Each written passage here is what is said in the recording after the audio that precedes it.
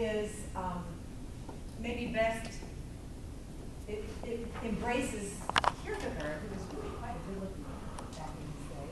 He's a philosopher. Anybody read Kierkegaard? Fabulous thinker. He said, instruction begins when you, the teacher, learn from the learner. So one of the things that we did in preparation for Storyline was to put some of this paper up, and we were so excited because we knew that it was like creating a space for what you already know and can share with us as we continue Storyline. It's a very exciting way to be together in a learning space. Okay. So how did we get into Storyline in the first place? It's a story, of course. And the story is that I knew Jeff, and I knew Jeff Cresswell from about 9 years ago. We were in a teacher formation program called The Courage to Teach, and we were at a facilitator's reunion, and he was a trained facilitator, and so was I.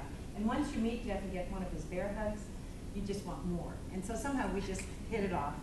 And we're huggers, I guess. And so one of the ways that I've always built this writing project has been a space I could bring in good energy from wherever I found it. Like Katie's got such great energy. And so I tend to use that as my motto. If the energy's strong, follow it, and you probably have something to learn there and maybe to share with others.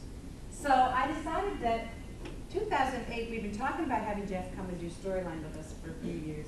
That was the year. So the last year we invited Jeff to come and help us live into a storyline, because you can't really get something until you live into it.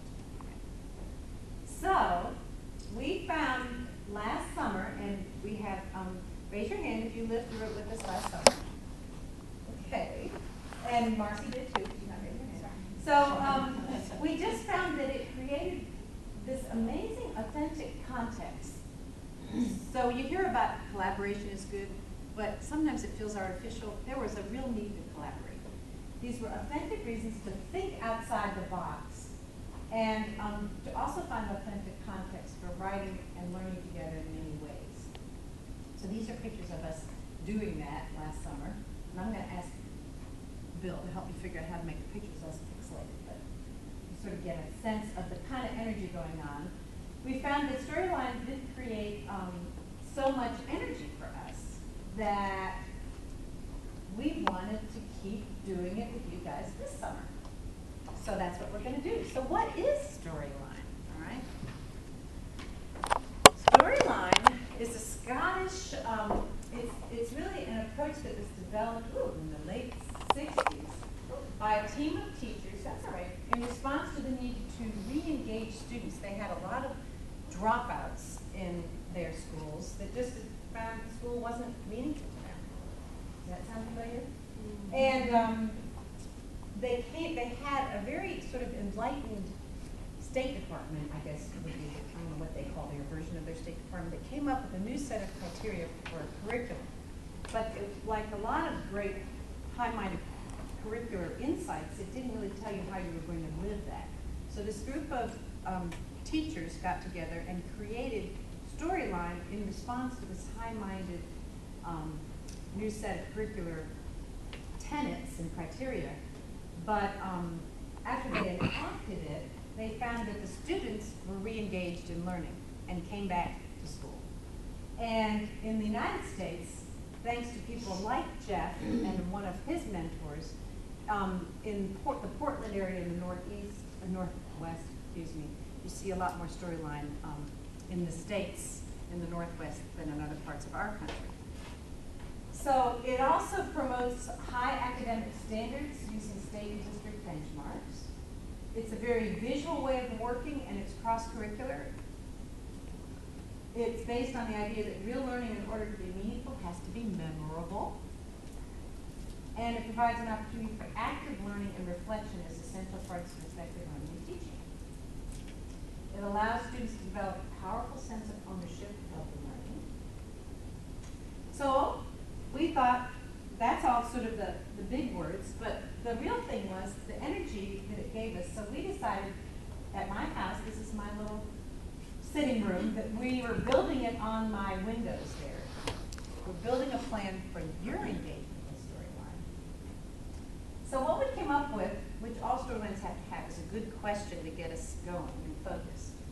Our essential question for this year is how can creating an edutopia, which is an ideal learning place, okay, how can creating that help teachers imaginatively think outside the box and generate enough integrity and energy to propel you back to the future at the end of this experience, so you'll be able to imagine and live into a more creative space in your own teaching life when you get back there somewhere in August, okay? The other thing we know about Storyline, it's not an add-on, it's another way to implement your curriculum, okay? So we got a little help from Al Einstein. He tells us that imagination is more important than knowledge. The knowledge is limited to all we know and understand, while imagination embraces the entire world and all that every will need to know and understand. So you can bring your imagination along in this project. And we're going to send you this PowerPoint, and if you want to hear more about Storyline, Scottish Storyline Method, you can go to the website. But the important thing is that you live it. So one of the things that we thought is that we needed somebody that was going to help us create what our imagination could. And George Lucas, my son works for George, has a foundation, and he's going to tell you about it. And we thought his foundation has a lot of money. What does he do for George? Click on the camera. Okay, click on the camera. Janet. Yes, dear.